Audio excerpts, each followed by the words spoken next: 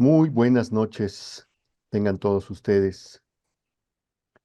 Vamos a dar inicio a nuestra sesión de los viernes del volumen uno y pues hemos estado profundizando, meditando en todo el proceso que Luisa Picarreta ha ido experimentando desde el anuncio de esta prueba tan dura a la que va a ser sometida de el enfrentamiento con demonios.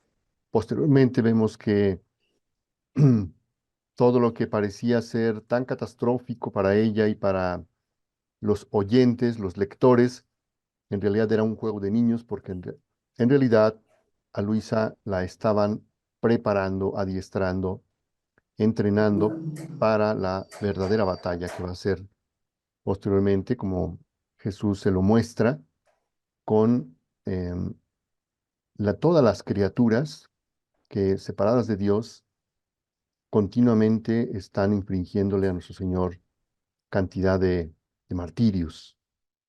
Y es muy conmovedor ver a nuestra Madre Santísima suplicándole a Luisa que acepte lo que su hijo le está pidiendo, porque pues yo no me imagino una madre, un padre ver el sufrimiento de un hijo y que habiendo una posibilidad de aliviar ese sufrimiento, que en este caso es Luisa, tanto la madre como el hijo, bueno, el hijo ni siquiera lo pide porque el hijo está destrozado, pedirle que Luisa contribuya a aliviar en algo tanto sufrimiento de nuestro Señor.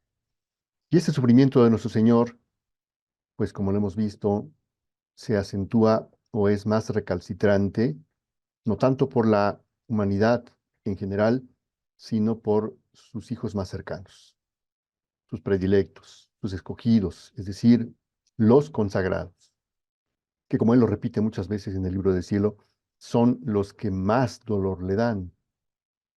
Y creo que así como el llamado que tiene Luisa a aliviar ese dolor de nuestro Señor Jesucristo, en estos tiempos que estamos viviendo tanto dolor en nuestra iglesia, en los fieles, creo que debemos hacer nuestro ese llamado para consolar a nuestro Señor, que en estos momentos debe estar sufriendo muchísimo, que en plena Navidad, cuando Él viene a mostrarnos todo su amor, como lo dice en la así llamada novena de Navidad, que Él quiere estar como un infante alrededor de nosotros, diciéndonos cuánto nos ama, cuánto ha traído para nosotros, a cuánto renunció por estar con nosotros y dárnoslo a nosotros. Y que obtiene indiferencia, frialdad, ofensas, etcétera.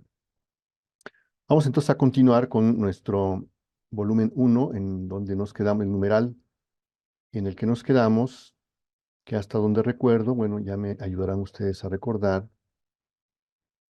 Me parece que fue el déjenme ver, A comenzar el 110. y vamos a comenzar el 110. Dices bien, tienes toda la razón, Lupita. Entonces, pues si nos haces favor, Lupita, de apoyarnos con la lectura del 110 en adelante. Diciendo esto, se quitó la corona, que no parecía corona, sino toda una madeja, de modo que ni siquiera una mínima parte de la cabeza quedaba libre, sino que toda era traspasada por aquellas espinas. Mientras se quitó la corona, se acercó a mí y me preguntó si la aceptaba. Yo me sentía tan aniquilada, sentí tales penas por las ofensas que se le hacen, que me sentía destrozar el corazón y le dije, Señor, haz de mí lo que quieras. Y así lo hizo, y me la hundió sobre mi cabeza y desapareció. ¿Quién puede decir el dolor que sentí al volver en mí misma? A cada movimiento de la cabeza creía expirar. Tantos eran los dolores, las pinchaduras que sentía en la cabeza, en los ojos, en las orejas, detrás de la nuca, aquellas espinas que me las sentía penetrar hasta en la boca. Y ésta se me apretaba de tal modo que no podía abrirla para tomar el alimento. y estaba a veces 2 y a veces 3 días sin poder tomar nada. Cuando de algún modo se mitigaban, sentía sensiblemente una mano que me oprimía la cabeza y me renovaba las penas. Y a veces eran tantos los dolores que perdía los sentidos. Al principio, esto sucedía algunos días sí y otros no. De vez en cuando se repetía 3 o 4 veces al día, a veces duraba un cuarto de hora, otras veces media hora y otras una hora. Y después quedaba libre, solo que me sentía muy débil y sufriente. En la medida en que aquel estado de adormecimiento me había sido comunicadas las penas, así quedaban más o menos sufriente. Recuerdo también como algunas veces por los sufrimientos de la cabeza, como dije arriba, no podía abrir la boca para tomar el alimento y como la familia sabía que no tenía ganas de estar en el campo, cuando veían que no comía, lo atribuían a un capricho mío y naturalmente se enojaban, se inquietaban y me reprendían. Mi naturaleza quería resentirse por esto porque veía que no era verdad lo que ellos decían. Pero el Señor no quería este resentimiento y he aquí cómo sucedió. Una noche, mientras estábamos a la mesa y yo en este estado de no poder abrir la boca, la familia empezó a inquietarse. Yo lo sentía tanto que comencé a llorar y para no ser vista, me levanté y me fui a otra habitación para seguir llorando y le pedí a Jesucristo y a la Virgen Santísima que me dieran ayuda y fuerza para soportar esa prueba. Pero mientras esto hacía, sentí que empezaba a perder los sentidos. Oh Dios, qué pena el solo pensar que la familia me vería, siendo que hasta entonces no lo había advertido. Mientras estaba en esto le decía, Señor, no permitas que me vean y yo tenía tal vergüenza de que me vieran, aunque no sé decir por qué, y trataba por cuanto más podía de esconderme en lugares donde no podía ser vista. Cuando era sorprendida imprevistamente por ese estado, de modo que no tenía tiempo de esconderme o al menos de arrodillarme, porque en la posición en que me encontraba así quedaba y podría decir que estaba rezando, entonces me descubrían. Mientras perdí los sentidos, se hizo ver nuestro Señor en medio de muchos enemigos que le lanzaban toda clase de insultos, especialmente lo agarraban y lo pisoteaban bajo los pies, lo blasfemaban, le jalaban los cabellos. Me parecía que mi buen Jesús quería huir de debajo de aquellos fétidos pies e iba buscando una mano amiga que lo liberara, pero no encontraba a nadie. Mientras esto veía, yo no hacía otra cosa que llorar sobre las penas de mi Señor. Hubiera querido ir en medio de esos enemigos. Tal vez podría liberarlo, pero no me atrevía y le decía, Señor, hazme participar en tus penas. Haz si pudiera aliviarte y liberarte. Mientras esto decía, aquellos enemigos, como si hubieran entendido, se venían contra mí pero tan enfurecidos que empezaron a golpearme, a jalarme los cabellos, a pisotearme. Yo tenía gran temor, sufría sí, pero dentro de mí estaba contenta porque veía que daba al Señor un poco de tregua. Después, aquellos enemigos desaparecían y yo quedé sola con mi Jesús. Traté de compadecerlo, pero no me atrevía a decirle nada, y él, rompiendo el silencio, me dijo, todo lo que tú has visto es nada en comparación de las ofensas que continuamente me hacen. Es tanta su ceguera, el entregarse a las cosas terrenas, que llegan a volverse no solo crueles enemigos míos, sino también de ellos mismos. Y como sus ojos están fijos en el fango, Por eso llegan a despreciar lo eterno. ¿Quién me reparará por tanta ingratitud? ¿Quién tendrá compasión de tanta gente que me cuesta sangre y que vive casi sepultada en la mugre de las cosas terrenas? Ah, ven y reza, llora junto conmigo por tantos ciegos que son todo ojos para todo lo que sabe a tierra, y desprecian y pisotean mis gracias bajo sus inmundos pies como si éstos fueran fango. Ah, elévate sobre todo lo que es tierra, aborrece y desprecia todo lo que a mí no pertenece. No te importen las burlas que recibas de la familia después de que me has visto sufrir tanto. Solo te importe mi honor, las ofensas que continuamente me hacen y la pérdida de tantas almas. Ah, no me dejes solo en medio de tantas penas que me destrozan el corazón. Todo lo que tú sufres ahora es poco en comparación con las penas que sufrirás. ¿No te he dicho siempre que lo que quiero de ti es la imitación de mi vida? Mira cuán de semejante eres de mí. Por eso, ánimo y no temas. Lupita, ¿te parece si hacemos aquí una pausa para Bien, comentar todo esto que, pues, es impresionante cómo esto que aquí se narra, sobre todo en el numeral 114, eh, caray, parece que lo estamos viviendo en este momento precisamente, cuando habla de que esta ceguera hace que se tenga vista y se tenga inclinación a todo lo que sabe a tierra y por otro lado desprecian y pisotean mis gracias.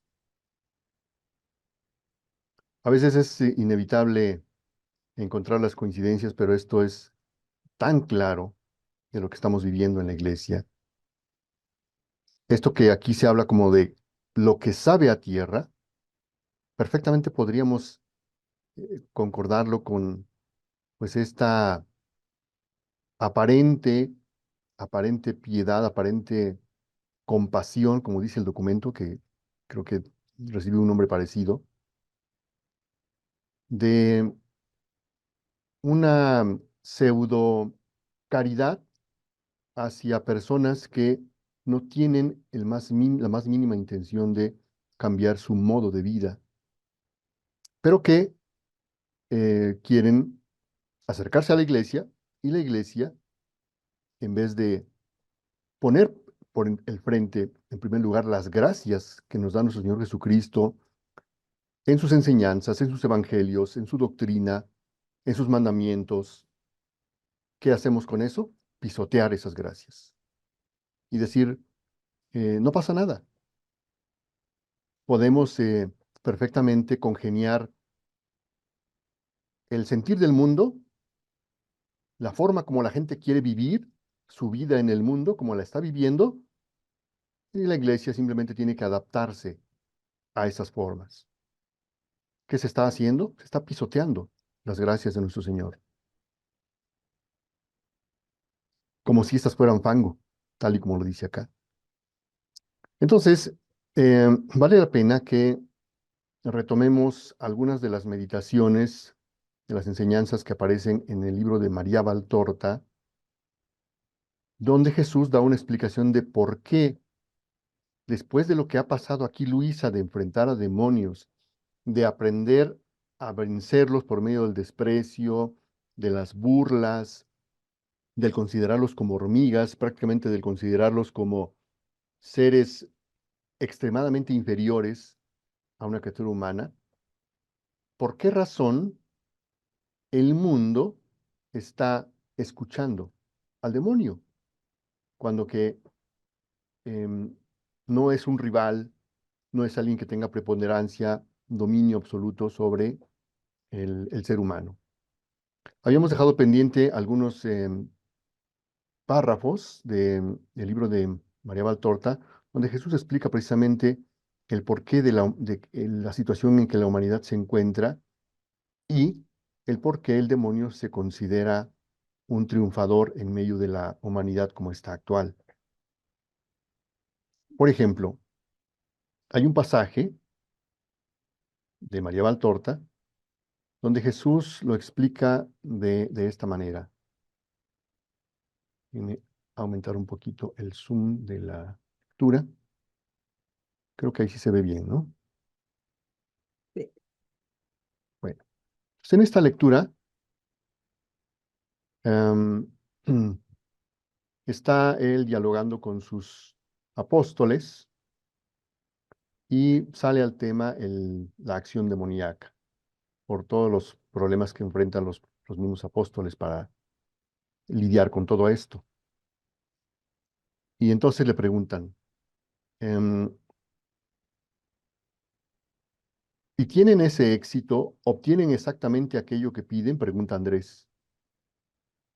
Y él contesta, Jesús, no siempre y no todo, pero algo sí. Y entonces preguntan los apóstoles, ¿y cómo es posible? ¿Tan poderoso es el demonio como para poder remedar a Dios?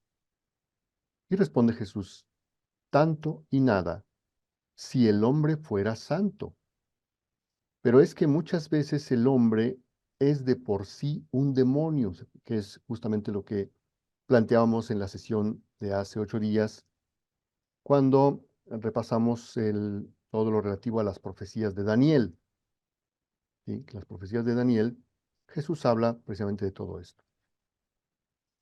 Dice, nosotros combatimos las posesiones evidentes, ruidosas, vistosas. De esas todos se dan cuenta. Son poco cómodas para los familiares y con vecinos y sobre todo se manifiestan con formas materiales.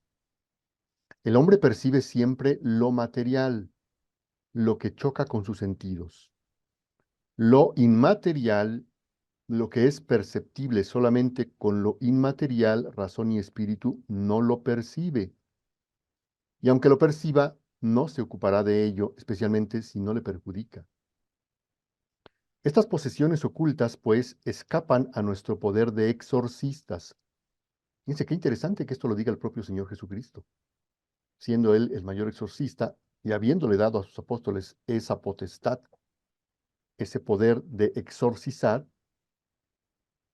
está diciendo que hay cosas que escapan a las capacidades del exorcismo. Dice, y son las más dañinas, porque trabajan en la parte más selecta, con la parte más selecta y hacia otras partes selectas, de razón a razón, de espíritu a espíritu. Son como miasmas corruptores, impalpables, inadvertibles, hasta que la fiebre de la enfermedad advierte a quien la ha adquirido que la ha adquirido. Y preguntan ellos, ¿y Satanás ayuda verdaderamente? ¿Por qué? ¿Y por qué Dios lo deja actuar? ¿Y lo va a dejar actuar siempre? Incluso cuando tú ya reines, todos preguntan. Y viene la respuesta de Jesús. Satanás ayuda para acabar de subyugar. Dios lo deja actuar porque de esta lucha entre lo alto y lo bajo, el bien y el mal, surge el valor de la criatura, el valor y la voluntad. Siempre lo dejará actuar. Fíjense qué interesante esta frase. Siempre lo dejará actuar. Aún después de que yo haya sido elevado al cielo. Pero entonces Satanás tendrá contra él a un enemigo bien grande y el hombre tendrá a una amiga bien poderosa. Todos preguntan, La ¿quién? mamá, ¿Quién? La la gracia. gracia. Ujú. Ah, bien, dicen ellos. Entonces, más bien dicho, el que dice esto es Judas. Entonces, para los de nuestro tiempo, sin gracia, será más fácil ser subyugados, pero será también menos grave la caída, dice Judas Iscariote, que no para de cavar. Y le responde Jesús, no, Judas, el juicio será igual. Mm. Y responde, injusto entonces, porque si somos ayudados menos, como consecuencia deberíamos ser condenados menos. Y entonces viene una intervención que dice, no te falta algo de razón, dice Tomás. No, Tomás, estás equivocado, porque los israelitas tenemos ya mucho de fe, esperanza, caridad y muchas luces de sabiduría, de forma que no podemos tener la excusa de la ignorancia. Y Mm. vosotros que tenéis a la gracia con mayúscula, como maestra vuestra desde casi 3 años, seréis ya juzgados como los del nuevo tiempo, dice Jesús, marcando mucho las palabras y mirando a Judas, que ha levantado la cabeza y está pensativo mirando fijamente hacia el vacío. Luego Judas de Queriot menea la cabeza como concluyendo un razonamiento interno suyo y hundiendo nuevamente la azada en la tierra pregunta, ¿y el que se da así al demonio, qué es luego? Le responde Jesús, un demonio. Aquí está la definición de los hombres demonio. O sea, estos que estamos viendo aquí en la narración de Luisa Picarreta, que van incluso a atacar a Luisa Picarreta, son Ujú. precisamente estos hombres demonio. Hombre, no. Son los hombres demonio, ¿sí? Entregados completamente a Satanás, y a estos sí les tiene mucho miedo nuestro Señor Jesucristo. Por eso busca ayuda, porque como dijo la Madre Santísima, no le dan tregua. O sea, la frase que faltó decir completa a nuestra Madre Santísima es, mira cómo tratan a mi hijo los hombres demonio, no le dan tregua. Y continúa. Entonces pregunta Judas, ¿un demonio? De esa forma, si yo, por ejemplo, con tal de afirmar que el contacto contigo da un poder sobrenatural, hiciera cosas que tú censuras, ¿sería un demonio? Y la respuesta de Jesús es contundente. Tú lo has dicho. Por eso es que las cosas que hacen los consagrados son tremendas. No, no hay palabras, nuestra mente no alcanza a entender cuánto dañan a nuestro Señor en la parte sobrenatural. Son terribles, tremendas las ofensas y el daño que sus consagrados le hacen a nuestro Señor. Por eso es que, como bien dijo ya nuestro amigo José Guillermo, fuimos reclutados para una batalla sin precedentes. Es una batalla tremenda porque es así como le está pasando a Luisa, que está enfrentando a estos hombres demonio. Nosotros tenemos que seguir los mismos pasos. Y luego hay otra lectura, aquí también de María Valtorta, muy interesante respecto de estos tiempos,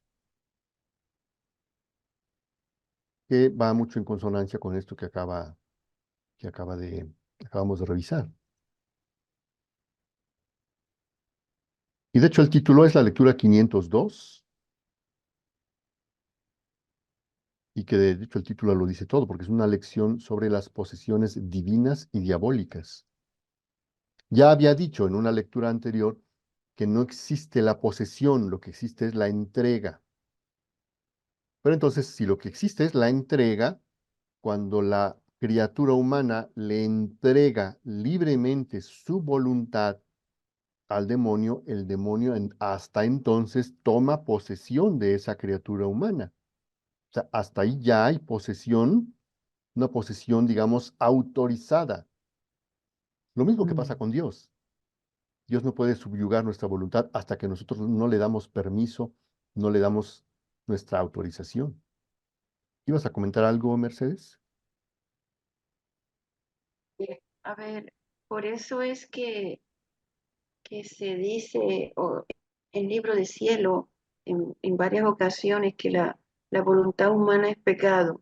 Cuando se deja arrastrar el hombre por su propia voluntad, llega el momento que esa entrega es tal que se convierten en estos hombres demonios. Estamos escuchando. Es correcto. Nada más que aquí sí hay que puntualizar que creo que me parece que Isabel hizo una aclaración muy acertada en el chat acerca de la diferencia entre voluntad y querer.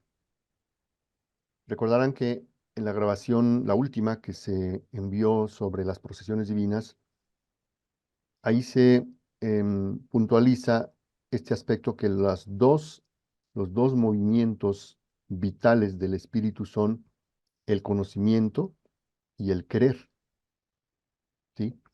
Bueno, porque el concepto de conocimiento, desde una perspectiva teológica, escriturística incluso, equivale a posesión, ¿no? Conocer es poseer. Y en automático, el poseer lleva a querer, el acto cumplido. Ya no solamente de posesión, sino de transmutación, transmutarse en el objeto querido. Entonces, sí es muy importante tener clara esa distinción entre voluntad y querer. Voluntad es la potencia del alma, como bien lo anotó Isabel en la declaración que hizo en el chat, una creación de Dios, y que creo que ahí también una confusión que se generalizó en cierta medida fue, y creo que bueno, hay que decirlo, ya no tenemos por qué ocultar nada. En cierta forma, Tomasini propició un poquito esa confusión al decir que la voluntad no es ni buena ni mala. No. Recuerda que en el Génesis está claramente estipulada aquella frase donde cada vez que Dios iba creando las cosas, aparece aquella frase final diciendo, y vio Dios que era bueno. Todo lo creado es bueno. Si todo lo creado es bueno, imaginemos la voluntad humana, ¿cómo no va a ser algo bueno? Pero como el mismo Señor Jesucristo lo explica en el libro del cielo, cuando habla de la voluntad humana, dice, la voluntad humana es todo para la criatura, su vida o su muerte. Su ángel bueno que lo conduce al cielo, o transformándose en demonio, lo precipita en el infierno. ¿De qué está hablando? Del querer. Recordar, la voluntad es la potencia, el motor, el almacén, pero el querer es el acto cumplido. Entonces, cuando dice Jesús que es pecado, se refiere al querer humano. El querer humano es el acto cumplido y ese sí, indefectiblemente, siempre que está desunido de la voluntad de Dios, es pecado, ¿no? Entonces, claro, cuando la voluntad humana se une a la voluntad divina, en esto que conocemos como fundirse, el acto cumplido de la voluntad humana ya no va a ser el querer humano, sino va a ser el querer divino, porque los dos quereres se hacen uno solo. Entonces ya no hay querer humano cuando la voluntad humana está fundida a la divina. El querer humano prácticamente desaparece. Queda la voluntad obrando, pero el acto que genera la voluntad humana ya no es humano, sino divino. Y viceversa, cuando se va del lado del maligno, ¿en qué se convierte? Pues en demonio. Si unido a Dios se convierte en acto único, en acto divino, unido al demonio se convierte en demonio.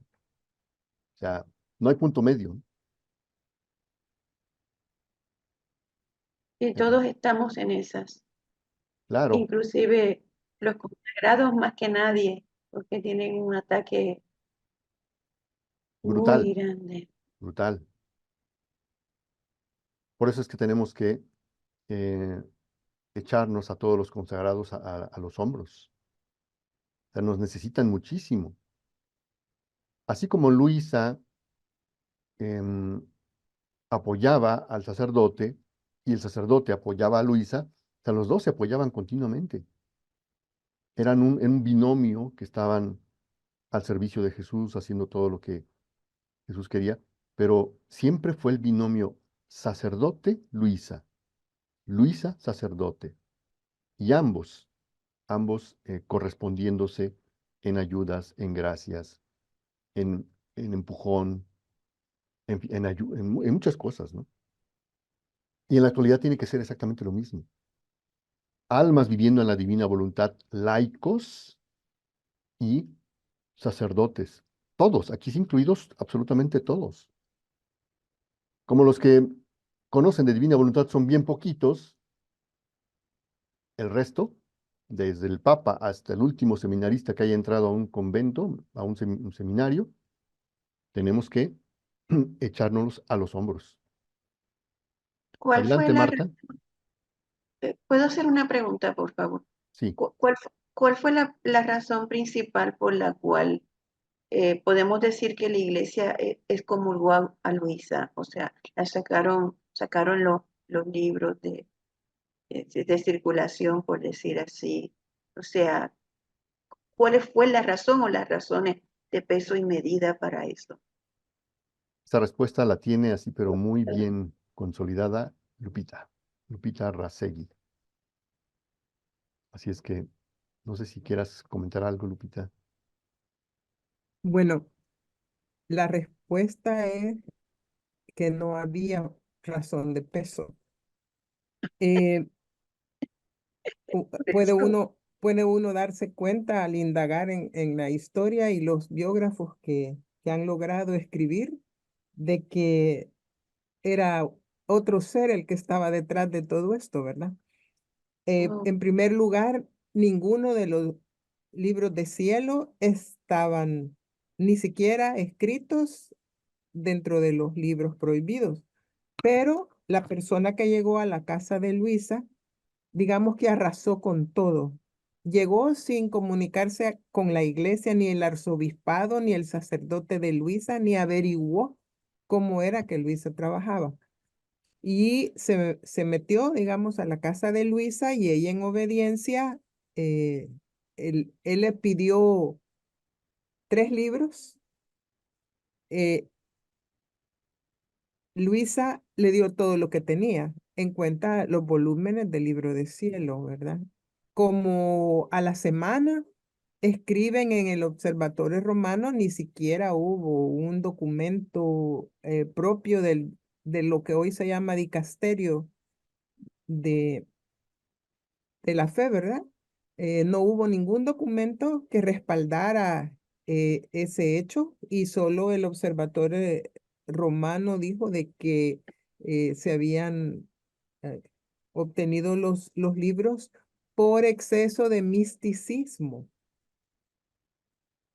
Y según uno de las personas biógrafas que logró indagar un poco más al respecto, lo que estaba detrás era de que como ya llevaban hasta la cuarta edición de las 24 horas de la Pasión, estaban preguntándose que qué hacía Luisa con las prebendas que salen de la distribución de los libros, ¿verdad? ¿Qué pasaba con el dinero?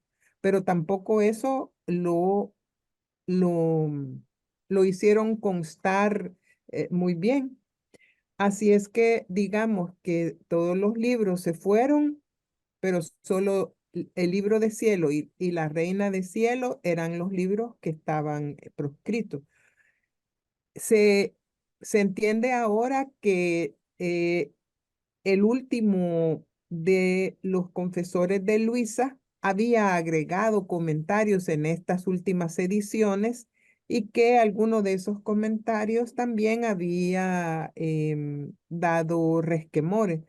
No he encontrado cuáles eran esos comentarios y porque nadie encontró las razones. Es más, la respuesta de Luisa, que casi fue inmediata y por escrito al Vaticano, poniéndose ella a la disponibilidad de todo lo que ellos dijeran, o sea, Luisa retracta lo que ella había escrito de acuerdo a lo que retracta la iglesia. Así de obediente fue Luisa.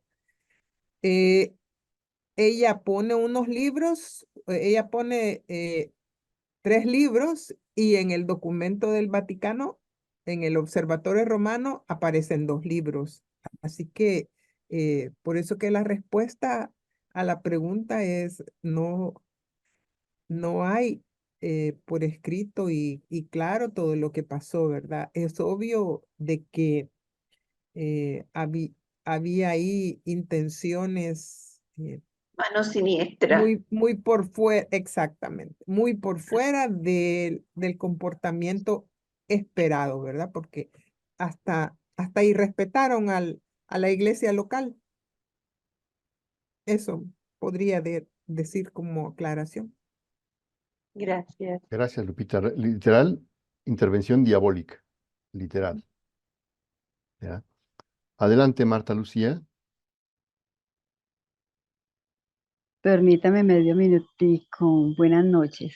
Buenas noches. Bueno, muchas gracias. Con respecto a lo que estamos hablando de la situación actual de la iglesia, también pues pensando de que de todas formas tenemos que pasar esa purificación también de acuerdo, digamos, a la profecía que la Santísima Virgen María incluso en la Salet, ¿cierto? Pues que hemos nosotros conocido de la Salet, también de Nuestra Señora de Fátima, y que de todas maneras, como nos explicó ahora 8 días, como nos explicabas inclusive hace 8 días sobre las tres, ¿cómo era? Como las 3 etapas, esas tres, de acuerdo a lo que el Señor vivió esos 3 días de, digamos, como de en ese calabozo, me parece que eran las 3 etapas de la humanidad, algo así, me acuerdo, que de alguna manera tenemos que nosotros vivir este momento, digamos, profético de alguna manera, pero para purificarlos, para poder dar el paso como iglesia al reino. Pues más o menos es lo que interpreto. Es exacta Eso la es. interpretación que das, Marta, exactamente. O sea, Ah, es ok, algo que tenemos que tener muy claro. exacto. Lo peor que podríamos hacer nosotros, no nosotros, me refiero en especial porque tengamos alguna característica. Yo creo que en general todos los cristianos, lo peor que podríamos hacer es dejarnos contagiar por eso que aquí dice Jesús en el libro de Cielo, la ceguera. Creo que quienes estamos en ambientes parroquiales, esta ceguera es pero de lo más palpable. Es más, hay gente que considera que la iglesia se encuentra en una primavera eclesial. Y basta ver las redes sociales para ver el, justamente que está ocurriendo en un punto de quiebre, de llamamiento, le podríamos decir, muy parecido al que ocurrió con aquel pasaje que vimos también cuando tocamos el tema de las crisis de fe. Recordarán ustedes que el pueblo de Israel se corrompió adorando a un becerro de oro. Y por supuesto que vino el castigo y demás, pero aquí es muy interesante el papel que jugó Moisés. Moisés no solamente como profeta, no solamente como el patriarca, el gran caudillo que eh, recibe todas estas gracias de nuestro Señor y las leyes y el mandato de conducir al pueblo de Israel a donde Dios había considerado, había planeado, sino que tiene un mandato de muy parecido a lo que hizo nuestro Señor Jesucristo en el momento en que encuentra a los mercaderes en el templo, a los cambistas, que no duda un momento en tomar este, esa cuerda y sacarlos a todos del templo a punta de latigazos. Entonces, está pasando exactamente lo mismo. O sea, ¿a qué me refiero? Toda la gente que nos rodea, mucha de la gente que nos rodea, no percibe, no ve el problema que está ocurriendo. Y muchas veces tildan a las demás personas de exagerados, qué radicales, qué rígidos. Y vamos a ver que la misma rigidez que mostró nuestro Señor al echar a latigazos a los cambistas del templo, ya lo había hecho antes Moisés. Si recuerdan aquel pasaje de, parece que es Génesis, ahorita mismo se los confirmo, es el libro del Éxodo. En el libro del Éxodo, cuando Moisés baja del monte Sinaí y queda totalmente horrorizado, indignado de ver la idolatría, el grave pecado en el que se había entregado el pueblo elegido, va a pronunciar aquellas palabras que aparecen justo en el libro del Éxodo.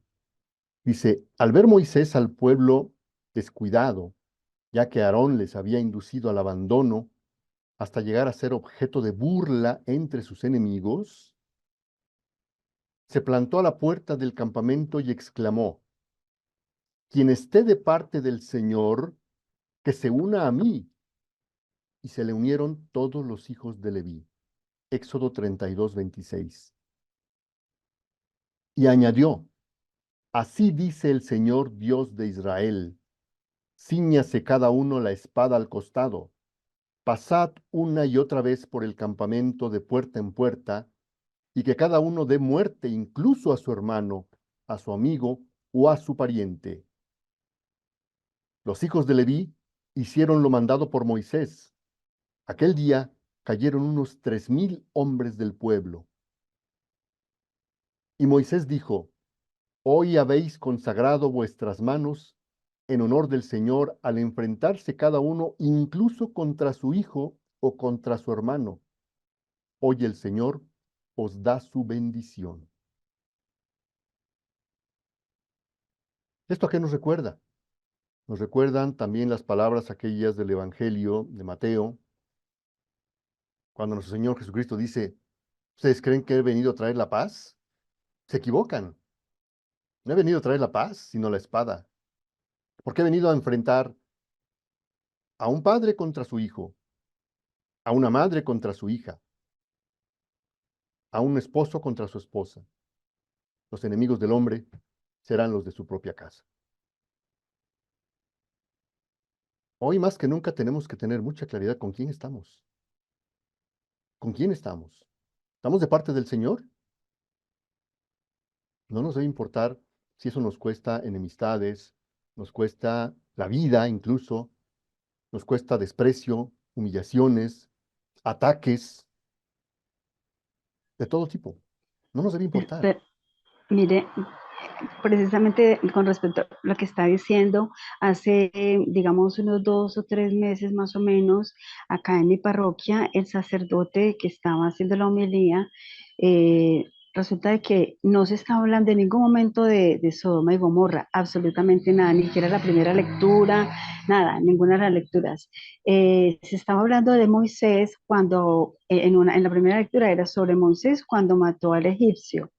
Y cuando él estaba en la homilía, se supone pues que va a hablar de la lectura del Salmo y de la, del Evangelio, y no, dijo, de pronto está hablando de Moisés, dijo, no, pues que Moisés después de que asesinó al egipcio se escondió, que tal y pascual, y luego dijo, es como algo, lo que siempre hemos escuchado nosotros de que es el castigo de Sodoma y Gomorra, que había sido por la impureza. Dijo, no, no, no, eso no tiene nada que ver. Eso fue porque Sodoma no era hospitalario. Ay, vea, yo sentí que me pararon de aquí el pelo. Y yo dije, Dios mío, a mí se me aceleró el corazón, me dio tembladera. Y yo dije, Dios mío, como que, pues, es decir, hay que esperar hasta que termine la homilía, pensé yo, hasta que termine la Eucaristía, pero yo sí lo voy a decir, un momentico, padre, ¿cómo así? Y sí, evidentemente tuve la oportunidad, pero no ese día, porque fueron 3 días que lo busqué, porque yo dije, ¿cómo así? ¿Cómo así? Es decir, la verdad que en ese momento es muy tremendo uno saber lo que está pasando, y eso fue hace, yo pienso que fue tal vez antes de Semana Santa, no me acuerdo, bueno. Total de que me vine y yo le decía, ay Dios mío, Señor, ayúdenme. Bueno, total de que sí, redacté pues una cartica así haciéndole al padre la observación y sí se la llevé y me dijo, no, mira, lo que pasa es que ahorita hay una, ¿qué es? Que la nueva, hablaba como de si fuera una nueva teología. Le dije, no, padre, a mí me da mucha pena, pero ustedes están cambiando el evangelio. Y ahí en ese momento yo sí le dije, padre, es que usted estaba hablando de una cosa y luego usted empezó a hablar de que el castigo de Sodoma y Gomorra no había sido por la impureza y sonó como que usted quería minimizar la gravedad del pecado del homosexualismo. Así fue así se percibió, así yo lo percibí, le dije. Y la verdad, padre, muy triste porque ustedes están cambiando el evangelio. Así clarito, pues yo se lo dije con caridad, pero con claridad y con tranquilidad. Entonces yo le dije, de todas maneras, padre, yo sí voy a estar muy pendiente de lo que ustedes estén hablando, de lo que estén diciendo, porque la verdad yo no, yo sí no me voy a pasar, yo no lo voy a pasar. Y de verdad que ha sido así. No solo fue eso, fue cuando también cerraron los templos y pues también me senté y elaboré una carta que me salieron 7 hojas porque me habían entregado la llavecita del sagrario para hacer, digamos, los horarios de las adoraciones y justo como a los 2 meses cerraron los templos y el sacerdote dijo que fuéramos y que iban a hacer la Eucaristía a puerta cerrada solo con los grupos y a entregar la Sagrada Eucaristía en la mano. Y yo le dije, no, yo le dije al Señor, yo no entiendo, mi Señor, la verdad, yo no entiendo por qué entonces yo tengo esa llave, porque yo resulté con esa llave, esa capilla. Si usted mismo sabe que yo jamás yo he combatido la Sagrada Comunión en la mano. Y ahí fue donde sentí, no, es que precisamente usted tiene que entregar esa llave y explique por qué la va a entregar. Entonces, uno se da cuenta que definitivamente el Señor en la medida que uno como que quiere servirle y le va dando como unas responsabilidades. Es decir, luego es que con el tiempo he venido entendiéndolo, ¿no? Y ahorita estando en esta belleza, no, Dios mío, de verdad que es algo muy divino y a mí me quedo corta de palabras, la verdad, pero estoy muy feliz y aprovecho para darles infinitas gracias. Aquí ya termino. Venga, cierre el micrófono. Gracias, Marta. Pues Ok. gracias por tu valentía, porque sí se requiere mucha valentía. Adelante, Mirta. Sí, quería compartir con ustedes una lectura referente a lo de la voluntad humana. Hay muchísimas lecturas en el libro de Cielo, ¿verdad?, que hablan sobre eso, sobre la voluntad humana, cuando obra sin Dios, en lo que se convierte. Entonces, esta lectura, le voy a leer un poquitito nada más para que ustedes después la lean en su casa completa, es la 1824. Entonces se llama La voluntad humana, es la polilla que roe todos los bienes y la llave que abre todos los males. Entonces, ya en el segundo párrafo dice, y como Adán había sido creado como cabeza de todas las generaciones, su voluntad sustraída de su creador formó la polilla en la raíz del árbol de todas las generaciones. Por eso, todos sienten las ruinas que formó la polilla de la voluntad humana desde el principio de la creación del hombre. Cada acto de voluntad humana no conectada con la de Dios forma un abismo de distancia entre el creador y la criatura. Por tanto, distancia de santidad, de belleza, de nobleza, de luz, de ciencia, etc. Entonces Adán no hizo otra cosa con sustraerse de la divina voluntad que ponerse a distancia de su creador. Esta distancia lo debilitó, lo empobreció, lo desequilibró todo y llevó el desequilibrio a todas las generaciones, porque cuando el mal está en la raíz, todo el árbol está obligado a sentir los efectos malignos, los humores nocivos que hay en la raíz, y por ahí sigue. Entonces quería compartirla porque realmente la voluntad humana fue creada para mover a Dios, ¿verdad?, para glorificar a Dios, para obrar en Dios, pero no para hurtarle a Dios lo de Dios y para usarla en la medida que la criatura quiera. Entonces, precisamente, la voluntad humana, cuando no obra con Dios, pues en lo que se convierte, como estaba diciendo Alfonso, se convierte la criatura en un demonio. cuando obra sin Dios, porque se vuelve como si fuera un árbol con polilla que se desequilibra y que hace mal a esa raíz. Eso era lo que quería compartir con ustedes. Gracias, Mirta. Vamos a ver ahora a María Cecilia. Buenas noches. Alfonso, tengo entendido que cuando algo le llega a los obispos, a la iglesia, tiene necesariamente que ser aprobado por el Papa. Es una pregunta, ¿es sí o no? No todo lo que le llega a los obispos, digamos, forzosamente tiene que tener una aprobación papal. Normalmente a veces las, digamos, disposiciones que provienen del Vaticano, en muchas ocasiones son emitidas por estos ahora llamados dicasterios de distintas funciones que asesoran al Papa, la fe, los sacramentos, los santos, etcétera. Y en muchas ocasiones los autores son estas propias oficinas o ministerios. En muchas ocasiones también los obispos reciben eh, indicaciones de su propio arzobispado. Sabemos que cada país tiene una cabeza, casi siempre es un cardenal, y a su vez existen obispos de las regiones, digamos, en que se divide el país. Y estos obispos están supeditados a su vez al arzobispado nacional, por llamar de alguna manera. Es lo que la iglesia llama las iglesias locales. Entonces, mucho de lo que les llega a los obispos a nivel local, de ciudades pequeñas, etcétera, son simples disposiciones que emite la cabeza de esa gran arquidiócesis. Entonces, por supuesto que se asume que todo debería ir en consonancia con la doctrina, la liturgia, el dogma, etcétera, etcétera, todo lo que nuestra iglesia ha vivido durante 2000 años. Pero como tristemente nos damos cuenta, eh, pues pasa que muchas arquidiócesis, pues de pronto se toman atribuciones que sí, definitivamente pueden contravenir lo que se considera sana doctrina, teología de siempre, etcétera.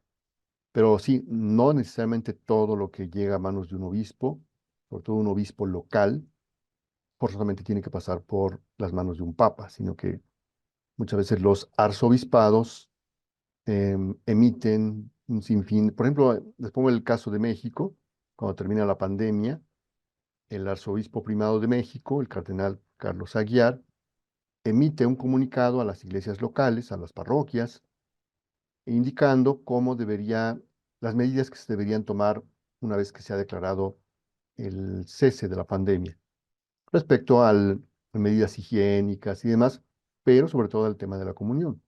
Y en ese comunicado, que se difundió en todos los medios, claramente quedó muy bien establecido por parte de la máxima autoridad en México, diciendo: el fiel tiene la libertad de recibir la comunión del sacerdote, del ministro, en la mano o en la boca, como él lo decida. Y a pesar de que ese comunicado ya se había difundido, era del conocimiento de todas las parroquias, en muchas parroquias, abusivamente, algunos ministros, algunos sacerdotes, todavía prohibían la comunión en la boca, estando ya vigente una nueva disposición. Entonces, finalmente, eso por supuesto que no pasó por las manos de un papa, ¿no? Sí, llega directamente de la autoridad nacional, digamos, la cabeza de una arquidiócesis a nivel nacional. Entonces, bueno, esa es la forma como nuestra iglesia se gobierna. Alfonso, discúlpame, quiero entender perfectamente para ayudar a muchas personas que están en tremenda confusión.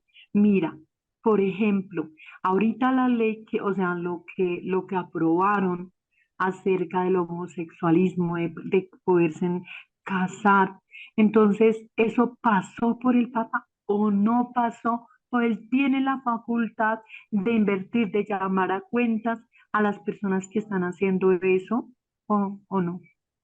Bueno, en particular Así, este documento, Fiducias, no me acuerdo el otro nombrecito que tiene, fue un documento que fue elaborado por el prefecto del Dicasterio para la Doctrina de la Fe, el cardenal Fernández. Él lo elabora, el texto completo, y se lo presentó al Papa, y el Papa da su aprobación, su visto bueno, para que se publique como, es decir, lo que hace el Papa no es el autor del documento, sino que lo que hace el Papa es asumir el documento como propio. Y entonces lo emite directamente el Papa con la autoría de el Dicasterio para la Doctrina de la Fe. Y eso pues es lo que ha desatado toda esta polémica, confusión, y todo lo que hemos visto en los medios de comunicación, porque sí viene directamente de la cabeza de nuestra iglesia, del Papa Francisco. dolorosamente. Nuestro adorado Jesús, dolorosamente, ¿cómo lo ofendemos? Las lesbianas se están invitando a matrimonios. Qué doloroso. Gracias, Alfonso. Muchas gracias, Amita. A todos, gracias. Adelante, Mariyovi. Gracias, solo comentar, voy a bajar la manita de una vez para que no se me olvide. Lo que quería yo comentar es que, bueno, por un lado, nada más aquí sí, más bien preguntarte, Alfonso, en parte, porque bueno, me queda como, no una duda de todo esto, yo creo que debemos de tener suficiente criterio y sobre todo dejarnos más en manos de Dios. ¿Qué es lo que dice Jesús? Y en el libro del cielo está hacer caso de Jesús y dejarnos llevar por Jesús. Pero aquí en este punto, de repente lo que mencionaba, ¿no? Porque realmente lo hizo el prefecto, lo desarrolló el escrito el prefecto, no fue el Papa. Entonces ahí de repente, pues es que si el Papa lo asume, lo estaba asumiendo, no sé si más bien como desde un punto de vista criterio humano, ¿no? No tanto como en la parte ya como cabeza de la iglesia, bueno, sí como cabeza de la iglesia, pero no es como asumiendo su papel como tal de, pues de ser Jesús para los demás, ¿no me explico? Pero eso es lo que quería preguntarte a ti, si es así como fue que parte el Papa lo tomó como, pues lo asumió como tal, como parte de un criterio humano, y eso es lo que está generando toda la confusión, ¿no? ¿O cómo? Bueno, decir que un Papa asume un comunicado, un escrito, una conclusión de un sínodo, Ujú, cualquier documento que ujú, se elabora por quienes están al servicio del Papa en la función de asesoramiento, ujú, em, elaboración de documentos, recomendaciones. ujú, Recordar ujú. que un Papa, como tú bien dices, es un ser humano. Y como Exacto, ser humano, ni siquiera los presidentes de los países tienen la capacidad de conocer todos los ámbitos y las exacto. problemáticas de un país. Para eso Ajá, nombran que a un ministro de educación o de salud o de energía, de hacienda, de... ¿Por qué? Porque ujú, el presidente no domina todos los temas. Entonces, en cada ministerio, en cada secretaría de Estado, tiene que haber el experto, los expertos que le van a decir al presidente, señor presidente, el país está en crisis económica, tenemos que tomar tales medidas, bla. Tiene que emitirse exactamente. una ley para aumentar los impuestos, para lo que sea. ¿Qué hace el presidente? Escuchar la recomendación de su hombre de confianza, de su experto, y al Claro, final la decisión final no es de ese ministro, de ese secretario que por muy experto le haya claro. presentado los argumentos más contundentes, más esclarecedores, sino que al final la decisión final es del presidente decir, estoy convencido de el Sí, estudio tan profundo que me han presentado y voy a emitir una ley. Al final sí, la exacto, decisión es del presidente. Si el presidente dice, se aumentan los impuestos, nadie puede exacto. decir, ah, vamos ahora a ponernos a hacer una marcha para ir en contra del ministro que... No, no, no, todo el mundo se va contra el presidente. El Exacto. presidente fue el que tomó la decisión de elevar los impuestos. Y precisamente por eso es que se habla también del tema de mutuo propio, ¿no? No que es Exacto. diferente. El Ese es motu propio es cuando el propio. Papa, sin intermediación de ningún ayudante, ningún asesor, de su propia inspiración, su conocimiento, su teología, emite una Ujú, carta, una recomendación, como lo ha hecho en muchas ocasiones el Papa Francisco y todos los papas que, ujú, por ejemplo, en sus catequesis, en sus predicaciones, de ujú. pronto dan alguna recomendación, alguna exhortación. Es muy común en los papas hacer exhortaciones Acciones, para, precisamente. pues, recomendar, sugerir, incluso indicar. Por ejemplo, cuando surgió todo el tema de los abusos, muchas ocasiones los papas obviamente tenían que reunir toda la evidencia para no incurrir en injusticias, pero de pronto siempre eran interpelados por la prensa, es decir, Ujú, periodistas, ujú. qué sé yo, sobre todo en los viajes papales, aprovechaba la Sí. prensa para hacer todos los cuestionamientos. Y ahí los papas de pronto podían emitir alguna, digamos, recomendación motu propio, Ujú. ¿no? Exacto. Yo pienso que tal cosa y por eso voy a tomar tal decisión, da. Ujú, ujú, ¿Sí? ujú, Entonces, es motu propio. Ahí no hubo de por medio una recomendación, un estudio, una investigación que le presentaran, sino que ujú, directamente él dice, con la autoridad que tengo, haré tal cosa. Y lo hace. ujú. ¿No? Y lo hace. En este caso, em, por eso al principio cuando estábamos empezando la reunión, comentábamos con José Guillermo que sería bueno ver este documental que produjo Disney Channel, Ujú, ujú. titulado lo del Amén Papa, no sé cómo se titula, porque de alguna manera eso nos permite, en cierta medida, entender un poquito lo que pasa por su cabeza, porque Exacto. deja, es una especie de radiografía, como una especie de escáner que le hace el documento, porque Ujú. trasluce todo lo que es su forma de pensar. Y Exacto. entonces, por eso es que no nos es extraño que seguramente cuando el cardenal Fernández le presenta el documento, él dice, Claro. coincido plenamente con todo lo que en este documento se ha plasmado. Así es que vamos a, a salir adelante, vamos a darle para adelante y que se publique.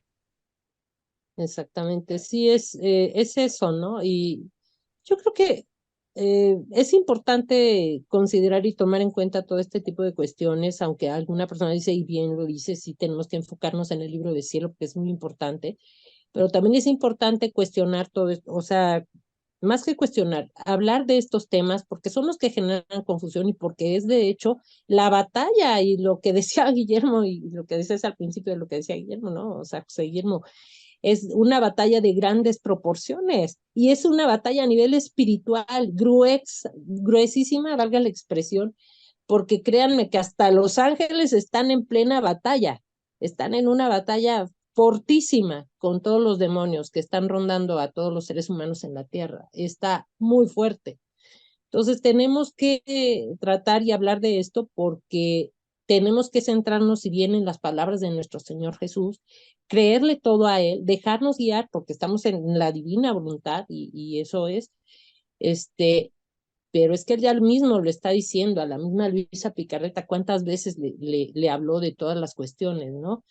Y es esto. Así es que no nos debe sorprender y por el contrario tenemos que hablar de esto, sí, para poder estar preparados y saber cuáles son las cuestiones y los aspectos. Créanme, los sacerdotes son seres humanos, tan seres humanos son que yo mencionaba ayer en doctrina. Yo estoy trabajando muchos años con sacerdotes maristas y era de sorprenderme de repente que vaya, ni siquiera creían en la virginidad de mamá María. Dices, qué bárbaros. O sea, nada más imagínense lo grueso que es. O sea, es tremendo. Y yo creo que lo que nos saca adelante, pues no es nuestra propia voluntad o nuestro propio querer, sino de verdad es que fuimos, como dice José Guillermo con sus palabras, reclutados para una batalla de grandes proporciones, definitivamente, y tenemos que estar preparados, tanto como en doctrina, como hablar de todas estas cuestiones, porque a mucha gente le genera confusión. Si a muchos que estamos en esta divina voluntad les genera confusión, imagínense la confusión tan grande que genera en gente que ni siquiera quiere entrarle a la divina voluntad y que siguen perdidos en las devociones. Imagínense nada más, o sea, es tremendo, ¿no? Entonces, pues, bueno, nada más era lo que quería Hay comentar. una ultimita cosita para ver si me la deja clarita, Alfonso. Esto también, lo que está sucediendo, también entra dentro de la, digamos, la voluntad permisiva, por decirlo de alguna manera. Claro, lo acabamos de leer en el Claro, libro de María Valtorta, que dice, exactamente, Dios lo permite. va a dejar al demonio siempre actuar. Entonces los Correcto. apóstoles se espantan y dicen, a ver, espérate, ¿cómo que Ujú, siempre lo va a dejar actuar? Y luego viene la exacto. respuesta, porque de su Ujú, actuar, el que va a Exacto. sacar las mayores ganancias es Dios. Por el tema del, claro que sí. acuérdense de las miserias, lo que ha dicho muchas veces el doctor Todd, Ajá, Claro, por miserias sacamos exacto. las en pocas virtudes. palabras, si no hay guerra, si no hay Ajá, batalla, no hay conquista, No hay no hay bendición. exacto. tesoros que conquistar. Acuérdense que Ay, la madre dice A Luisa se lo que la, anunció claramente. Tú, sí, dice, vas a ser como un rey que va a regresar de una ferocísima, así se lo dice, ferocísima batalla, todo herido, todo lastimado, sangrado, pero va a regresar colmado de tesoros. ¿Sí? Entonces y tú además dices como que, la madre dice que ¿cómo es? La prueba es la bandera de la victoria y que a claro, través de esa victoria el Señor va dando más y más y más. O sea, la clave está en nosotros permanecer y pedirle esa gracia de vivir solamente dándole vida a su vida divina en cada uno de nosotros. exacto. Cueste lo que nos cueste, ¿eh? Porque siempre Exacto. Tomasini Sí, nos refresca en la cara esa frase porque así es. dice Tomasini, todo mundo decimos yo vivo en la divina voluntad y ya me salen alitas y eso, pero cuando tenemos que enfrentar, como Claro. dice Moisés, al pariente, al amigo, al vecino, al familiar, ahí decimos, no, pero cómo voy a enfrentar a mis seres queridos que los amo No, ahí sí, tanto? toca. ¿Sí? Entonces, congruencia. Creo que la batalla Congruencia. definitiva es congruencia en lo que decimos Ujú. y lo que nos pide Cristo. O sea que definitivamente el resto fiel, yo lo vengo sintiendo hace muchos días, que ese resto fiel que habla la misma Sagrada Escritura es precisamente los apóstoles de la divina voluntad. Es lo que, Claro, no, ese es el verdadero resto fiel, porque son los que de verdad copian lo que Él desea desde la creación del universo, lo que Él quiere. Lo tiene desde el principio. Esos que copian son poquiticos, es decir, y bendito sea el Señor. exacto. Vamos a Ya, darle la palabra a Lupita Rasegui, que desde hace un momento está en la fila. Bueno, yo solo quería tomar las frases finales del Señor, una de las frases finales que dice aquí. Y como esto no vamos a decir que es el inicio, pero sí es de lo más, de las cosas mayores que han pasado, ¿verdad? Pero Él lo que nos dice a nosotros es, no me dejes solo en medio de tantas penas que me destrozan el corazón. Todo lo que tú sufres ahora es poco en comparación con las penas que sufrirás. O sea, esto va increyendo, ¿no? Y lo que más importa es mantenernos no pidiendo que no pasen, porque ya sabemos que esto está en la voluntad permisiva, está eh, ya por Dios, es parte del propio plan para este tiempo, sino que pidiendo el reino para toda la humanidad, para nosotros mismos y para lo demás. Y quería pedirte un poco, Alfonso, si podías hablar sobre nuestro rol en respuesta a esta solicitud del Señor, ¿verdad? Para que salgamos poniendo en práctica esta, esta lectura, ¿verdad? Que no va a ser en práctica por dolernos, por espantarnos, sino que va a ser en práctica por ponernos al lado del Señor. Es que nuestro rol es el mismo de Luisa, cuando él le dice, em, no me dan tregua, dame tú un poco de tregua. Y hay una frase ahí donde tú estabas leyendo que él, y esto vuelve a generar más controversia porque dice, el dolor que siento por la pérdida de tantas almas, el dolor que siento por la pérdida de tantas almas. ¿Cuál es nuestro rol? Nuestro rol es estar en la tercera hora del huerto de Getsemaní, junto con María y con Luisa, en la puerta del infierno. ¿Qué es lo que hace Luisa con María? Giremos, Madre, por todas las regiones, vayamos al infierno, a pararnos en la puerta para impedir que más almas caigan en el infierno. Ese es nuestro rol, estar ahí en la tercera hora del huerto de Getsemaní, que es donde más solo está él, donde ya sabemos lo que está sufriendo, tú mismo lo decías en una ocasión, esos perros furiosos, esas víboras, ¿no? Venenosas que lo están atacando. Aquí lo dice, esos enemigos que no le dan tregua, lo aplastan, lo martirizan. Y finalmente, ¿qué es lo que más le duele a él? La pérdida de las almas. Entonces, creo que la postura nuestra está muy clara. Tenemos que estar ahí, impidiendo que más almas caigan al infierno. Ahorita lo vemos en la parte exterior diciendo cuántos sacerdotes, consagrados están en este mar de confusión, en esta ceguera, están tan convencidos de que el veneno con el cual fueron infectados, fueron contaminados, es lo correcto, que pareciera que no hay forma que algo los convenza de lo contrario. Y por eso, al menos por ejemplo la Arquidiócesis de México, emitió un comunicado donde dijo, no, no sean tan exagerados, vamos a tomar con calma estas cosas, no hay por qué dividir. Es decir, dice uno, ¿cuánta ceguera? ¿Cuánta ceguera? Entonces, el trabajo es muy concreto. Ir a la tercera hora, estar con Jesús en el Getsemaní, en esos momentos tan tremendos para la iglesia. Leonor, Hola. hola.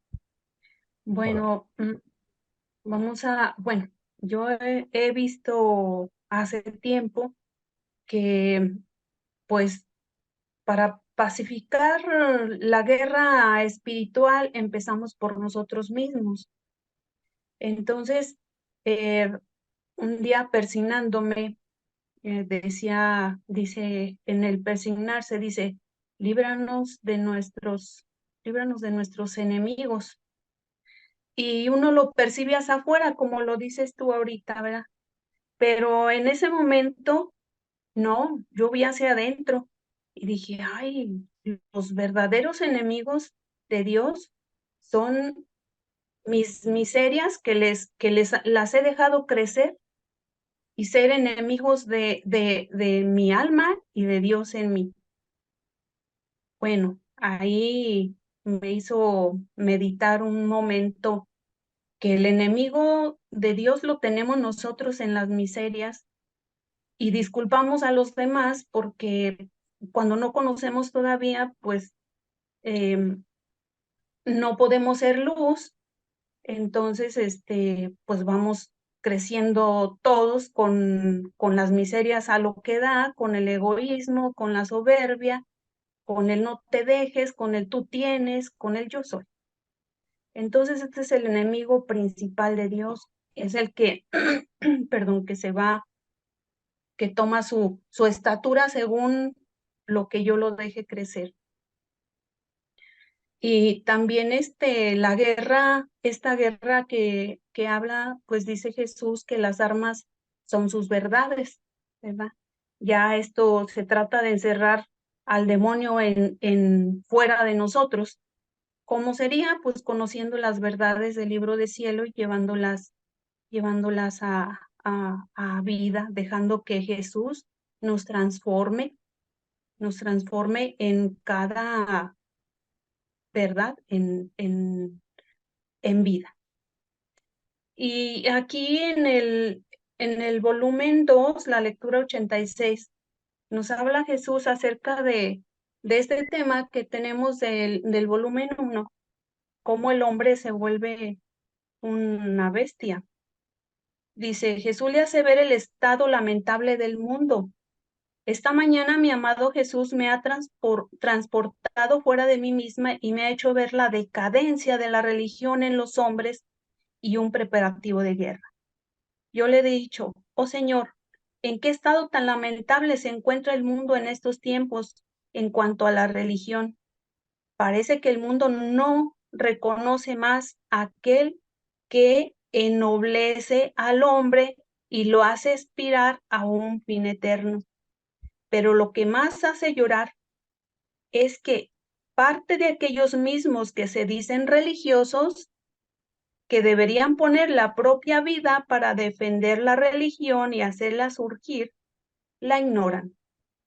Y Jesús, tomando un aspecto afligidísimo, me ha dicho, hija mía, esta es la causa de que el hombre viva como bestia, porque ha perdido la religión. Pero tiempos más tristes vendrán para el hombre en castigo de la ceguera en la cual él mismo se ha sumergido. Tanto que se me oprime el corazón al verlo. Pero la sangre hará revivir esta santa religión. Esta sangre que haré derramar por toda clase de gente, por seglares y religiosos, regará al resto de las gentes que viven como salvajes, y civilizándolas, les restituirá de nuevo su nobleza. He aquí la necesidad de que la sangre se derrame y que las mismas iglesias queden casi abatidas, para hacer que regresen de nuevo y existan con su primer brillo y esplendor. Y pues termina Luisa diciendo, pero ¿quién puede decir el desgarro cruel que harán en los tiempos por venir? Lo paso en silencio porque no lo recuerdo bien y no lo veo tan claro. Si el Señor quiere que lo diga, me dará más claridad y entonces tomaré de nuevo la pluma sobre este argumento. Por eso ahora pongo punto. Es la 266. Wow, impresionante, impresionante. Aquí Muchas está gracias. está el por qué y cómo va a suceder. Sí, como bien dijo Lupita, alguien más de ustedes, no es tanto pedir que no pase. Sí o sí tiene que pasar y está pasando. Aquí el punto más bien es qué papel, como ella bien lo dijo, vamos a jugar nosotros, qué postura vamos a tomar y qué tan decididos estamos a enfrentar y, como dice José Guillermo, a tomar las armas para entrar en la batalla. ¿De qué lado nos vamos a poner? Eso es más bien el dilema de esta prueba, ¿no? Adelante, José Guillermo, o no sé si Mirta estaba antes, ya no vi bien quién Mirta, levantó primero. Mirta, creo que Mirta estaba antes. Bueno, pues gracias. Sí. Sí, no, es que mientras tanto, pues, en un pensamiento, ¿verdad? Es que, por ejemplo, Dios es omnipresente. Entonces, lo que va a pasar en el tiempo, ¿verdad? Ya eso está en el acto único de Dios. De alguna manera ya eso está en el acto único de Dios. O sea, este tiempo de nosotros, el que Dios nos está permitiendo nosotros vivir, es muy importante porque Él nos ha llamado o Él nos ha propuesto vivir en su divina voluntad. ¿Para qué? Para darnos las armas, que son las verdades, para que nosotros seamos un ejército, que ese ejército sean los actos divinos que nosotros vayamos haciendo juntos con Jesús, porque esa batalla, que es una batalla espiritual, no es entre ángeles. Ya esa batalla pasó. La batalla de los ángeles pasó. Ellos tuvieron su tiempo. Unos se quedaron con el demonio y otros se quedaron como estaban, con Dios. La batalla nuestra es una batalla de voluntades. Es la batalla de la voluntad humana contra la voluntad divina. Entonces, si nosotros estamos unidos, nuestra voluntad humana está unida a la voluntad divina, se van creando esos actos divinos, y si somos 12, imagínense si somos 5,000 criaturas haciendo esos actos divinos. ¿Cuánta fuerza no tendrá esa batalla espiritual para que se extienda y para que entonces otras criaturas, pasadas, presentes, futuras, como sean, pues puedan recibir esa luz de Dios y todo esto termine? Y como todos ustedes dicen, esto tiene que pasar y nosotros estamos con Jesús. Nosotros estamos acompañando a Jesús. Por lo tanto, no tenemos por qué tener miedo. Al contrario, debemos consolarlo, debemos ayudarle a él a reparar con sus mismas reparaciones para que los demás se conviertan también. Entonces, sí hay que hablarlo, pero no nos podemos detener en eso. No nos podemos detener en eso porque esto va a pasar. Y lo que tenemos que estar viendo es el resultado de todo esto, no por lo que estamos pasando. Porque si nos quedamos aquí, lo que estamos haciendo es encorvando, como dice el libro de Cielo, no podemos encorvar nuestra alma. Tenemos que, con esas verdades divinas, que son las almas, pues formar un ejército, que son los actos divinos, y tener una vida divina. ¿Para qué? Para que el mundo entero reciba la posibilidad de tener ese don de la divina voluntad y vivir en su divino querer, que para eso nosotros fuimos creados. Entonces, sí es importante hablar de esto, pero yo los invito sinceramente a que esto que, por ejemplo, que está sucediendo con lo de la homosexualidad y todo eso, nosotros debemos de estudiarlo bien para tener unos programas que sean unos programas muy, muy fuertes, muy, vamos a decir, muy claros, para que los que estamos escuchando seamos, digamos, unos agentes de luz para otras personas que pueden estar confundidos. Pero no nos podemos quedar todo el tiempo en esta dinámica de estar hablando sobre la carta del Papa, porque esto no es nada. Lo que viene es mucho más, porque ya esto se viene cuajando hace 200 años y ahora es que esto se está manifestando. Pues vamos entonces a seguir leyendo el libro del cielo, a saber que esta batalla es de voluntades y que nosotros estamos llamados a estar con Jesús, como dijo Lupita. ¿Qué es lo que tenemos que hacer nosotros? Estar con Jesús, repararlo a Él, y ya todo lo demás vendrá por añadidura. Ese era mi comentario. Gracias, Mirta. Ahora sí, José Guillermo. Sí, muchas gracias por permitirme participar. Es precioso, esto es maravilloso. Este libro del cielo es la clave, estas verdades. Y por eso el orden en esta reunión lo está poniendo Jesús, como siempre lo ha hecho. Siguiendo la línea de Mirta, acto único. Ya Jesús vivió la vida de cada uno de nosotros. Él ya estableció su su ejército de batalla y nos ha equipado con las mejores armas. Cuando nosotros podemos reparar toda la familia humana, pasada, presente y futura. ¿Cuántos millones tenemos en nuestras manos de almas? Vamos ahora.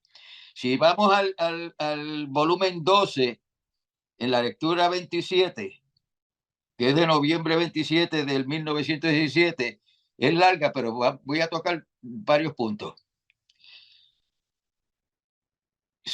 Nosotros sabemos que estamos en la etapa de Dios darle un Dios a otro Dios, ¿verdad que sí?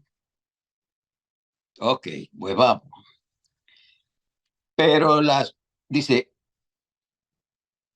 pero la santidad del vivir en mi querer está exenta de interés personal, de pérdida de tiempo. No hay peligro de que me cambien por la virtud, porque el vivir en mi querer soy yo mismo. O sea, que es Jesús con nuestros actos. Y entonces, al final, en el párrafo de esa misma lectura, en el último párrafo, nos dice: ah, hija mía, la presente generación merece ser destruida del todo. Escuchen.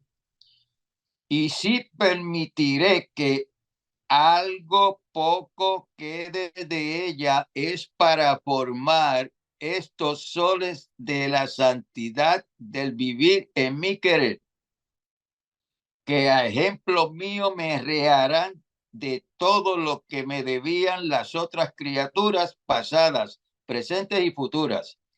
Entonces la tierra me dará verdadera gloria y mi fiat voluntas tua, como en el cielo, así en la tierra, tendrá su cumplimiento y conclusión. O sea, no, ya esta batalla está ganada.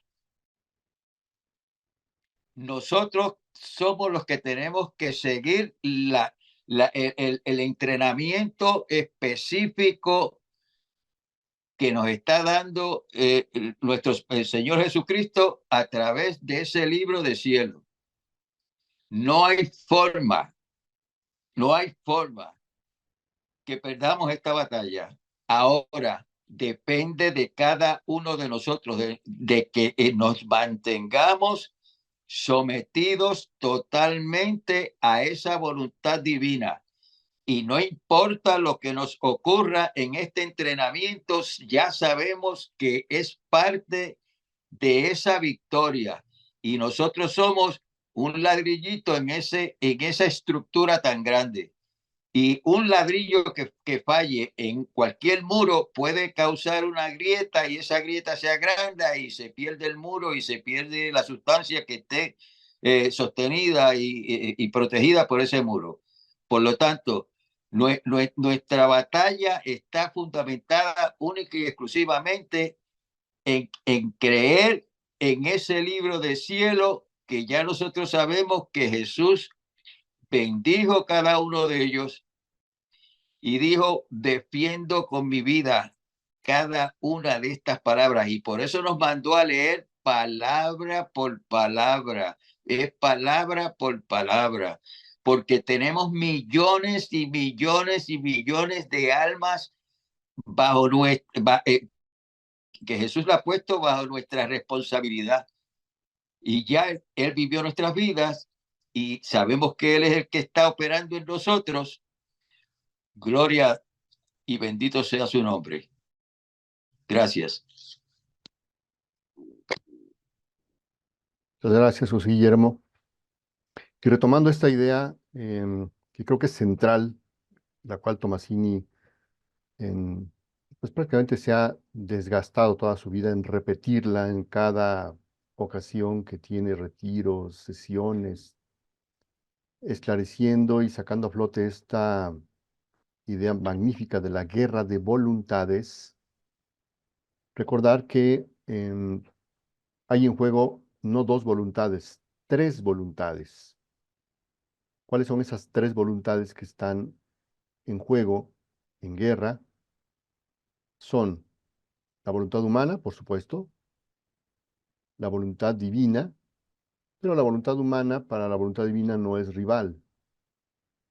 En realidad, hay una frase en el libro del cielo donde Jesús dice, son dos voluntades irreconciliables. Si son irreconciliables, quiere decir que una de ellas está indefectiblemente destinada a la derrota. Por supuesto, no es la de él. Jamás se van a dar la mano, jamás van a fumar la pipa de la paz, jamás. Lo dice claramente cuando utiliza esa frase de que son dos voluntades irreconciliables. Quiere decir que una de ellas tiene que firmar la rendición.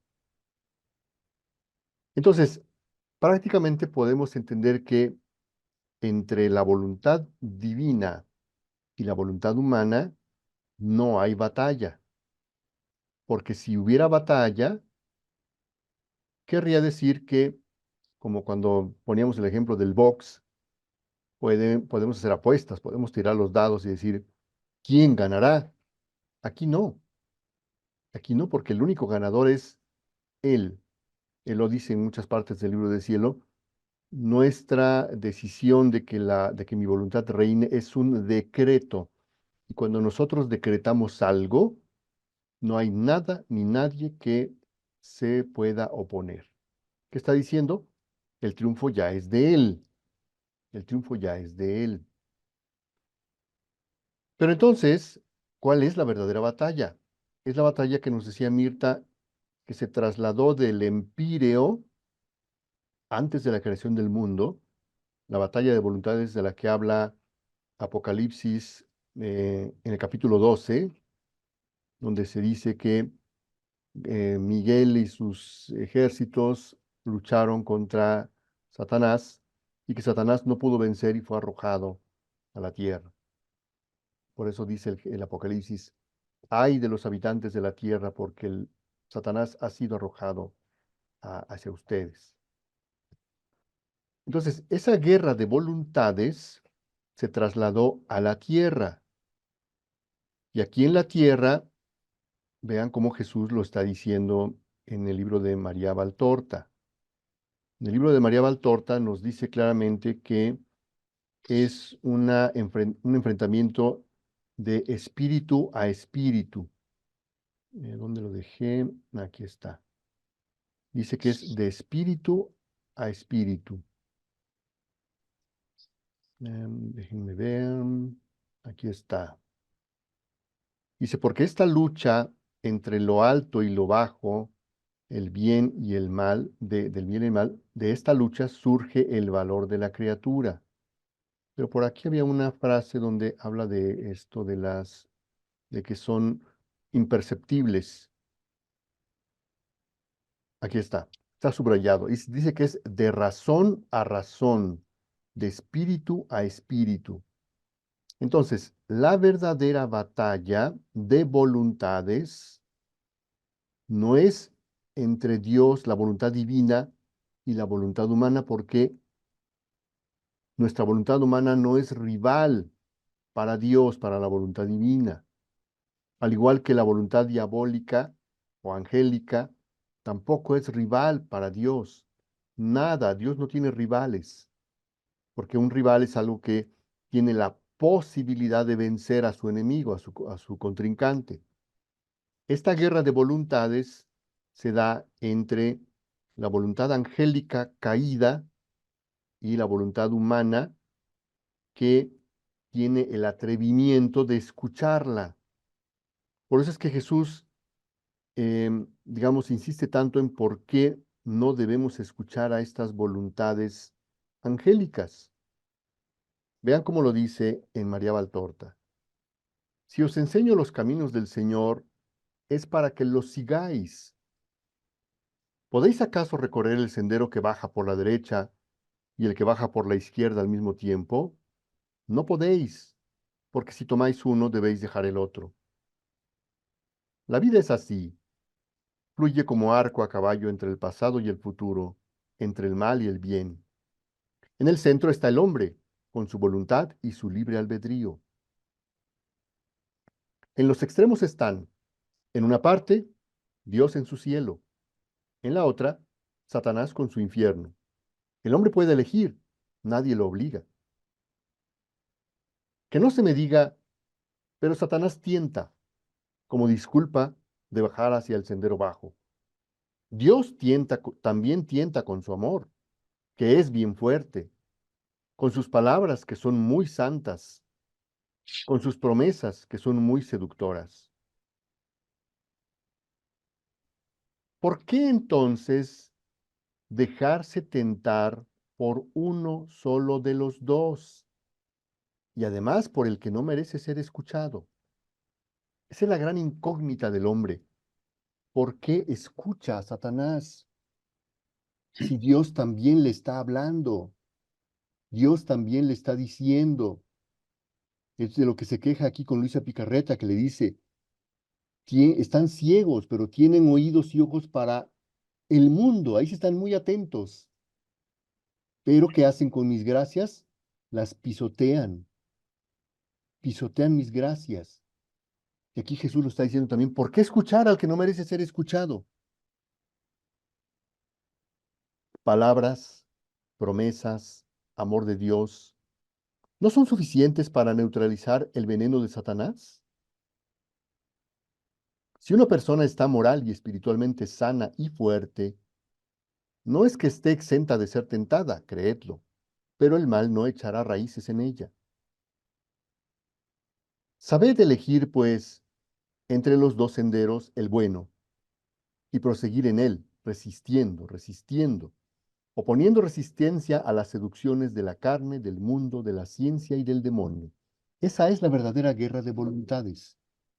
El demonio con su voluntad, insinuándonos, hablándonos, mostrándonos todo lo del mundo, las seducciones de carne, mundo, ciencia, y la voluntad humana que no le opone resistencia.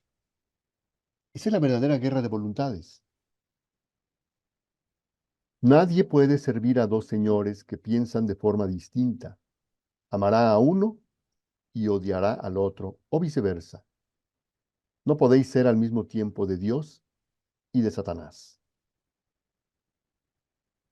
El Espíritu de Dios no puede conciliarse con el espíritu del mundo. El uno sube, el otro baja. El uno santifica, el otro corrompe.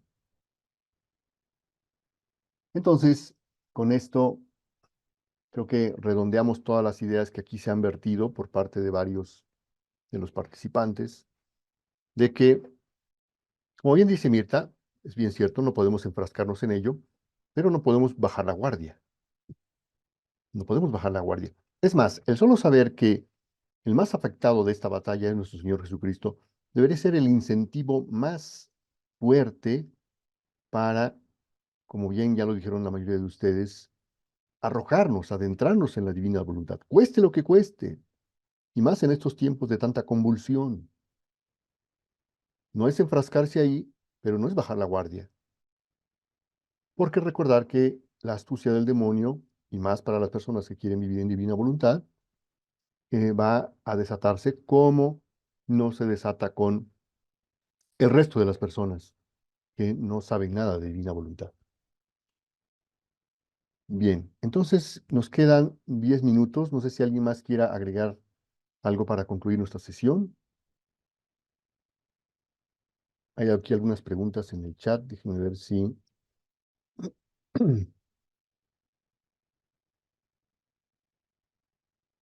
Bueno, hay varios comentarios, algunas preguntas muy extensas. Mejor dicho, comentarios más que preguntas. Por ejemplo, aquí Patti comenta que batalla de voluntades humanas, como dice el doctor Tomasini, nuestra voluntad humana llega a ser nuestro peor demonio. De acuerdo. En fin, creo que la mayoría de los comentarios aquí son muy acertados, de Mercedes, en todo respecto a lo que estamos comentando. Bueno, había una lectura extra de aquí mismo de María Valtorta, donde hace referencia a esto de por qué la humanidad escucha, por qué escuchan más a el enemigo y no a Dios, pero es un poquito larga y valdría la pena mejor dejarla para la siguiente sesión y comentarla con más detenimiento, porque sí es un poquito larga, pero si ustedes tienen oportunidad de leerla, ya les había dicho el numeral, cuál es el numeral, ahorita mismo les digo cuál es. Es el Dijiste 502, 502. exactamente. Valdría la pena que ustedes por su cuenta lo revisaran. Es un poquito extenso, porque se va al diálogo, como ya sabemos en María Valtorta, que hay estos diálogos entre los apóstoles, entre Jesús, pero al final, en negrillas, bueno, no sé qué versión tengan del libro de María Valtorta, la que yo tengo, vienen en negrillas los párrafos más importantes donde Jesús da sus explicaciones acerca de estos temas. Entonces, es muy interesante porque habla de un poquito de lo que vimos en la diapositiva, cómo Dios también posee a las almas, por supuesto cuando éstas le dan permiso, igual manera que Satanás posee a las almas cuando las almas dan su beneplácito, su permiso para ser poseídas. Pero aquí habla de un tipo de posesión, de lo que él llama posesiones sutiles. Vale la pena verla porque es lo que estamos viviendo en nuestro tiempo. Esta guerra de voluntades es eso, precisamente, que Satanás, con toda su sutileza, inocula sus ideas, sus ideologías, sus errores, y la gente los escucha. Y la gente se convence de esos errores. Bien, entonces, si no hay algún otro comentario, creo que podemos concluir nuestra sesión. Y para cerrar esta sesión, simplemente presentarles este pequeño clip hablando de la batalla espiritual. Tal vez ustedes conozcan este tráiler, pero tal vez sea poco conocido. Déjenme ver si lo llegan a reconocer. Juro por Dios, sobre las Sagradas Escrituras, que declaro toda la verdad sobre los hechos ocurridos en Barbastro, España. Es una señal. Nunca seremos misioneros. Van a matarnos. Como dijo el Señor, seamos prudentes como la serpiente y sencillos como la paloma. ¡No tiene sentido! Van a destrozarlo todo. ¿Y nosotros qué hacemos? Nos ponemos a limpiar. Somos un militar que no quiere la guerra y un anarquista que no cree en matar. Pero ya no nos queda más remedio. ¡Ya no hallamos! ¡La tierra es de todos! Este comité está bajo sospecha. Aquí se fusila a los compañeros y esto es un nido de curas. Me pregunto qué hemos hecho mal. ¿Por qué nos odian tanto? Siempre a tu lado yo he de luchar. Contigo siempre y hasta... Entregamos nuestra vida a Dios para trabajar a diario en el lento discurrir de los años o soportando ofensas, ataques y sufrimiento. Y si estos un día llegaran al extremo, señores, cuánta gloria. ¡Se os ha acabado el chollo que tenías con los militares! Estoy preocupada por usted, padre. Los guardianes dicen que sigue R en voz alta con el rosario. Pero qué mal les hace que yo rece. ¡Esteban, mírame! ¡Viva Jesucristo! ¡Viva el corazón de María! Cuando te mate, me voy a quedar con tus zapatos. Acompáñame y le sacaré de aquí. Mis compañeros. Por el Pelé, el obispo. Y todos los que has enterrado y vas a enterrar. Porque vivirán para siempre y a nosotros nos comerán los gusanos.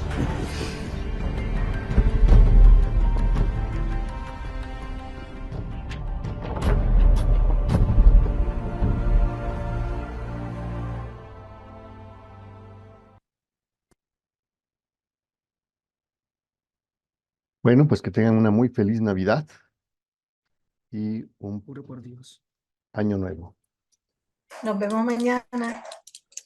Mañana Nos vemos a la 1. mañana. Sí, Mañana es la misma mañana, hora, Mirta. sí, mañana es a A la las 1. 11 A las 2. de Alfonso en México, a las 12 en Estados Unidos, sí, y en Atlanta, y no sé los demás países. Ecuador es a las 12 también. Entonces Bueno, las pasen buenas noches. felicitaciones de Navidad las dejamos para mañana. Ok. Ok. Así es que Adiós. estamos en la lucha. Y viva Cristo Rey. Que viva. Feliz ¡Que noche. viva! Feliz noche para todos.